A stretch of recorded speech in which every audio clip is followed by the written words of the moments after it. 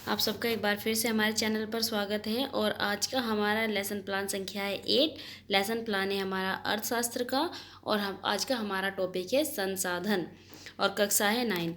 तो इस तरह से हम अपने लेसन प्लान की एंट्री करते हैं। पाठ योजना 8, इसके बाद लिखते हैं विषय अर्थशास्त्र, प्रकरण संसाधन, दिनांक, कक्षा एंड कालांश। इसके बाद आता है हमारा सामान्य उद्देश्य। सामान्य उद्देश्य यहाँ पर हमारे 4 है। फर्स्ट है कि छात्रों की मानसिक शक्ति का विकास करना। सेकंड है छात्रों की अर्थशास्त्र के विषय में रुचि जागृत करना। थर्ड है छात्रों में अर्थशास्त्र के विषय में सामान्य ज्ञान की वृद्धि करना। एंड 4 है कि छात्रों में आत्मविश्वास की वृद्धि करना। इसके बाद आता है हमारे विशिष्ट उद्देश्य। विशिष्ट उद्देश्य हमारे टीचिंग पॉइंट के अकॉर्डिंग होते हैं। फर्स्ट है कि छात्राएं संसाधन के अर्थ के बारे में ज्ञान प्राप्त कर सकेगी। सेकंड है छात्राएं संसाधनों के प्रकार के बारे में बोध कर सकेगी। थर्ड है छात्राएं संसाधनों की प्रमुख विशेषताओं का विश्लेषण कर सकेगी। इसके बाद आता है सहायक सामग्री, टीचिंग मटेरियल, चौक, डस्टर, लपेट सैंपल, चार्ट, मॉडल इत्यादि। फिर आता है हमारा पूर्व ज्ञान। पूर्व ज्ञान में हम लिखते हैं कि छात्राएं संसाधन के विषय में सामान्य जानकारी रखती है। इसके बाद आता है हमारा प्रस्तावना प्रश्न, इंट्रोडक्टरी क्वेश्चन। इस तरह से इसके लिए एक टेबल बनती है और यहाँ पर हम इजी क्वेश्चन पूछते हैं। तो यहाँ पर हम 4 या 5 क्वेश्चन लेते हैं। मैंने 4 क्वेश्चन लिए हैं। फर्स्ट क्वेश्चन है हमारा कि बिजली से चलने वाले उपकरणों के नाम बताइए। तो बच्चे इसका आंसर देंगे टीवी, फ्रिज, वॉशिंग मशीन आदि। सेकेंड है ये सभी उपकरण हमारे जीवन को कैसा बनाते हैं। बच्चे इसका आंसर देंगे सरल या सुगम। थर्ड है हमारे जीवन को सरल बनाने वाले उपकरण क्या कहलाते हैं। बच्चे बताएंगे संसाधन। फोर्थ क्वेश्चन हमारा हो जाएगा कि संसाधन के बारे में बताइए। तो ये बच्चों के लिए समस्यात्मक प्रश्न हो जाएगा। यहाँ पर मैंने 4 क्वेश्चन लिए हैं। इसके बाद हमारा आता है उद्देश्य कथन। उद्देश्य कथन में हम लिखते हैं कि छात्राओं आज हम संसाधन के विषय में अध्ययन करेंगे। आगे देखते हैं। इसके बाद हमारे इस तरह से 6 कॉलम बनते हैं। फर्स्ट है शिक्षण बिंदु, सेकंड अपेक्षित व्यवहारिक उद्देश्य, थर्ड कॉलम में लिखते हैं हम शिक्षण अधिगम छात्राध्यापिका क्रियाएं, फोर्थ कॉलम में अनुभव छात्रा क्रियाएं, फिफ्थ में शिक्षण विधि प्रवृत्ति सहायक सामग्री और लास्ट कॉलम है हमारा मूल्यांकन का। तो सबसे पहले हम बच्चों को किसके बारे में बताएंगे, संसाधन के बारे में। तो हम यहाँ पर लिखेंगे संसाधन का अर्थ। सेकंड कॉलम में हम लिखेंगे छात्राएं पूर्व ज्ञान का प्रत्यक्ष स्मरण कर सकेगी। इसके बाद सबसे पहले हमने यहाँ पर लिया एक विकासात्मक प्रश्न। विकासात्मक प्रश्न में हमारा फर्स्ट है कि मनुष्य के जीवन को सरल बनाने वाले कोई 2 साधनों के नाम बताइए। बच्चे इसका आंसर देंगे सिलाई मशीन, गाड़ियाँ आदि। विधि हो जाएगी हमारी प्रश्नोत्तर विधि।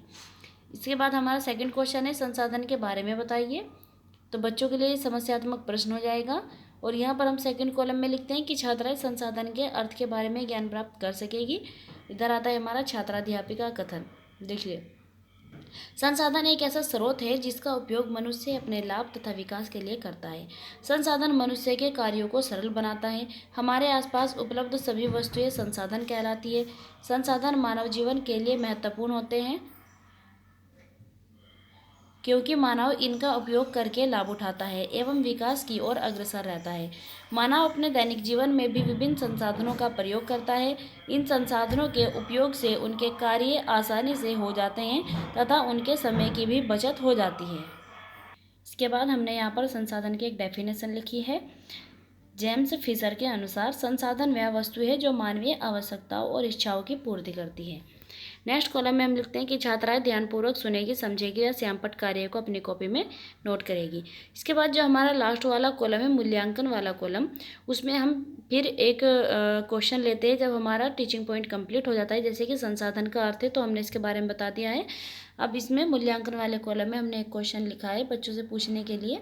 तो हम यहाँ पर बच्चों से क्वेश्चन कर सकते हैं कि संसाधन की परिभाषा बताइए। आगे देखते हैं। सेकंड टीचिंग पॉइंट है हमारा संसाधनों के प्रकार। नेक्स्ट सेकंड कॉलम में हम लिखते हैं कि छात्राएं नवीन ज्ञान को प्राप्त कर सकेगी। यहाँ पर भी हमने एक विकासात्मक प्रश्न लिया है। प्रश्न है हमारा संसाधन का उपयोग मनुष्य क्यों करता है। तो बच्चे इसका आंसर देंगे मनुष्य अपने लाभ तथा विकास के लिए संसाधन का उपयोग करता है। विधि हो जाएगी हमारी प्रश्नोत्तर प्रवृत्ति। सेकंड क्वेश्चन है हमारा संसाधन कितने प्रकार के होते हैं। तो बच्चे इसका आंसर नहीं दे पाएंगे, समस्यात्मक प्रश्न हो जाएगा। और यहाँ पर हम लिखेंगे सेकंड कॉलम में कि छात्राएं संसाधनों के प्रकार के बारे में बोध कर सकेगी। यहाँ पर देखिए अब हम संसाधन के प्रकार के बारे में बताते हैं। छात्राध्यापिका कथन लिखेंगे। फिर लिखते हैं कि संसाधन 2 प्रकार के होते हैं, प्राकृतिक संसाधन और मानवीय संसाधन। सबसे पहले हमने यहाँ पर प्राकृतिक संसाधन के बारे में लिखा है। देखिए, जो वस्तुएं हमें प्रकृति से प्राप्त होती है और जिसमें हम किसी भी प्रकार का परिवर्तन नहीं कर सकते, वे वस्तुएं प्राकृतिक संसाधन कहलाती है। जैसे एग्जाम्पल में हमने यहाँ पर लिखा है पेड़ पौधे, जल, भूमि आदि। सेकेंड है हमारा मानवीकृत संसाधन, यानी कि मानव के द्वारा बनाए गए। जैसे कि देखिए, जब वस्तुओं का वास्तविक रूप बदल दिया जाता है तथा उनका प्रयोग अन्य वस्तुओं को बनाने के लिए किया जाता है तो ये निर्मित वस्तुएं मानवीकृत संसाधन कहलाते हैं। जैसे एग्जाम्पल में देखिए, कंप्यूटर, मोबाइल, वाहन, टीवी आदि। तो ये होते हैं हमारे मानवीकृत संसाधन। अब देखिए नेक्स्ट कॉलम में हम लिखते हैं कि छात्राएं ध्यानपूर्वक सुनेगी, समझेगी व श्यामपट्ट कार्यों को अपनी कॉपी में नोट करेगी। और यहाँ पर जो हमारा 5th कॉलम है इसमें हम लगाते हैं अपने मिनीचर। जैसे कि फर्स्ट वाले हमारे नेचुरल रिसोर्सेज और सेकंड है हमारा मैन मेड रिसोर्सेज। तो हमने यहाँ पर प्राकृतिक संसाधन और मानवीकृत संसाधन के बारे में बताया है। तो हमने यहाँ पर देखिए इस तरह से आप अपने मिनीचर यानी कि एक चार्ट बना करके लगा सकते हैं, बच्चों को समझा सकते हैं इन चार्ट के माध्यम से। तो इस तरह से हम इस कॉलम में अपने मिनीचर लगाते हैं। और फिर जो हमारा लास्ट वाला कॉलम है मूल्यांकन वाला, उसमें हम फिर से एक क्वेश्चन पूछेंगे क्योंकि हमारा सेकंड टीचिंग पॉइंट कंप्लीट हो चुका है। तो हमने यहाँ पर एक क्वेश्चन लिया है कि संसाधन के प्रकार बताइए।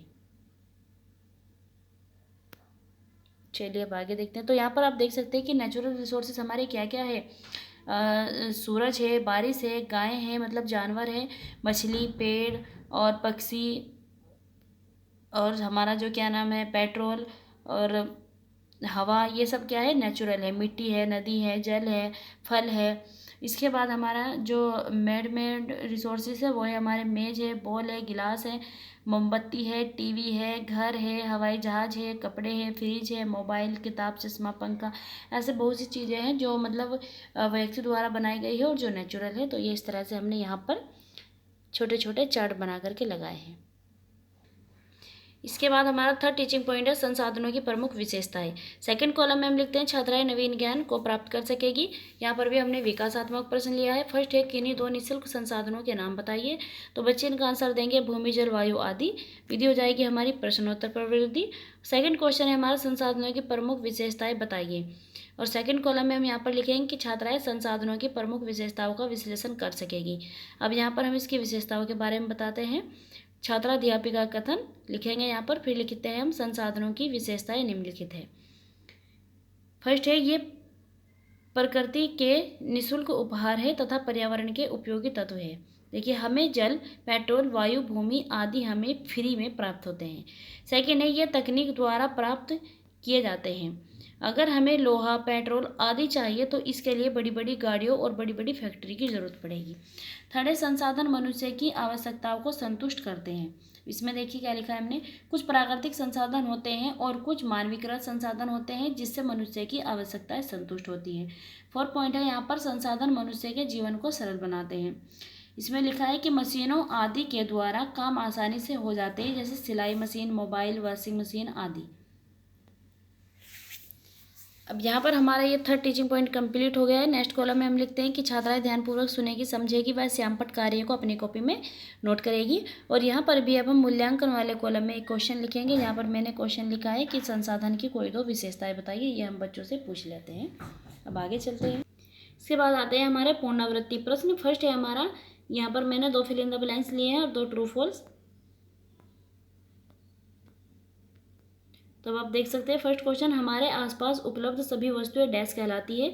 सेकंड है वह संसाधन जिसमें हम किसी भी प्रकार का परिवर्तन नहीं कर सकते वे डैश कहलाते हैं, प्राकृतिक संसाधन कहलाते हैं, ये आपको पता है। थर्ड है सही गलत बताइए। तो फर्स्ट है कंप्यूटर, मोबाइल, टीवी, फ्रिज, वाहन आदि मानवीकृत संसाधन है, बच्चे बताएंगे सही है या गलत। सेकंड है हमें जल, वायु, धूप आदि निःशुल्क प्राप्त होते हैं, इसका आंसर बच्चे दे देंगे। अब यहाँ पर आता है फिर हमारा black board work. Black board work हम अपना इस तरह से करते हैं। सबसे पहले एंट्री करते हैं विषय, प्रकरण, दिनांक, कक्षा, कालांश। इसके बाद यहाँ पर देखिए मैंने संसाधन के बारे में मतलब एक छोटी सी डेफिनेशन लिख दी है। संसाधन के प्रकार, प्राकृतिक संसाधन और मानवीकृत संसाधन। तो आप इस तरह से अपना ब्लैक बोर्ड वर्क करके यहाँ पर पेस्ट कर सकते हैं। आगे देखते हैं।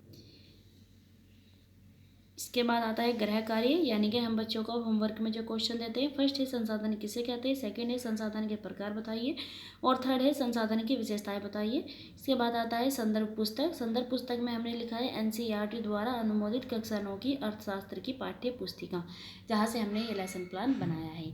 ठीक है, अगर आपको वीडियो पसंद आई हो, वीडियो आपके लिए हेल्पफुल रही हो, तो प्लीज़ वीडियो को लाइक कीजिएगा और कमेंट करके ज़रूर बताइएगा कि आपको वीडियो कैसी लगी।